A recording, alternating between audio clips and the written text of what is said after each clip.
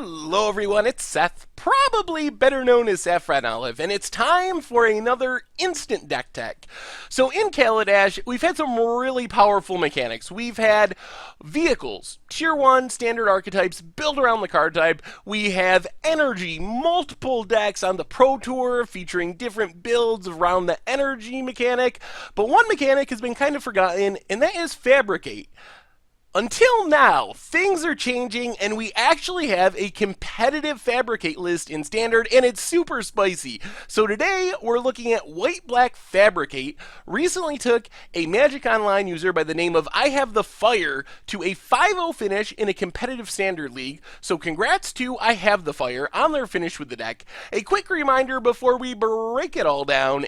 If you enjoy this deck and you want to see it made into videos, take a minute, click the like button, the subscribe button, leave a comment, anything you can do to support your deck, because whichever deck is most popular gets a shot at being made into videos next week. So, unsurprisingly, White-Black Fabricate is built around the Fabricate mechanic. So, basically, Fabricate is this mechanic where when the creature enters the battlefield, you get two choices. Either you get X number of colorless artifact servo tokens, which are 1/1s, or you get X+1/+1 counters, where X is the Fabricate number. So, for example, Weaponcraft Enthusiast, a 3-mana 0/1, has Fabricate 2, so it can be a 3-mana 2/3, because you put the counters on it, or it can be a 3-mana 0/1 that comes along with two 1/1 colorless artifact servo tokens. So, this deck is really built around going wide with the servos, and it has a lot of synergies built around these servo tokens.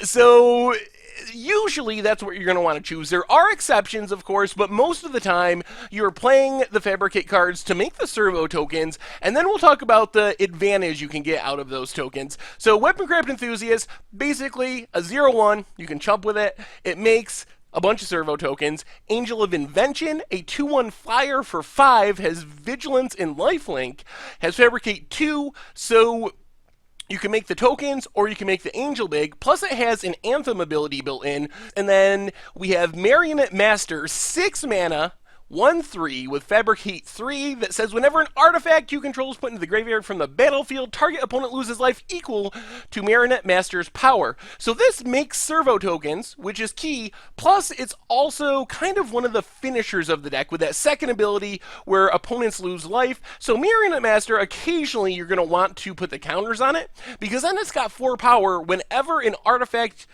you control dies, essentially, you get to drain your opponent for 4. That closes out the game really quickly, and that's kind of the idea of this deck. So you're going wide with these artifact servo tokens, and then you use Zulaport Cutthroat, also Marionette Master, to drain the opponent out. So you can attack with them, Angel of Invention pumps them up, but the deck is kind of sort of aristocraty, where you're going to be sacrificing your servo tokens to trigger Zulaport Cutthroat, to trigger Marionette Master, and drain your opponent out without even dealing any combat damage. Westville Abbey is another finisher, works well with Zulaport Cutthroat, just like in the old Aristocrats decks, where you'd sack a bunch of stuff to Westville Abbey, get this huge flyer, plus get a bunch of drain triggers.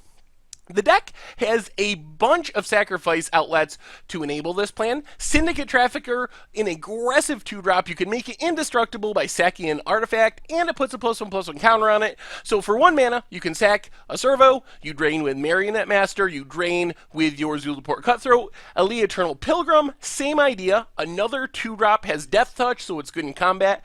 You can sack any other creature, and again, you're sacking those servos, draining your opponent. So that's kind of the sacrifice outlet package. And then Scrap Heap Scrounger gives you a recursive artifact that you can keep sacking. So the combo of Scrap Heap Scrounger and Syndicate Trafficker is really sweet. Ali, you can gain a bunch of life, so you sack the Scrounger, it triggers all of your drain abilities, plus you can always get it back from the graveyard.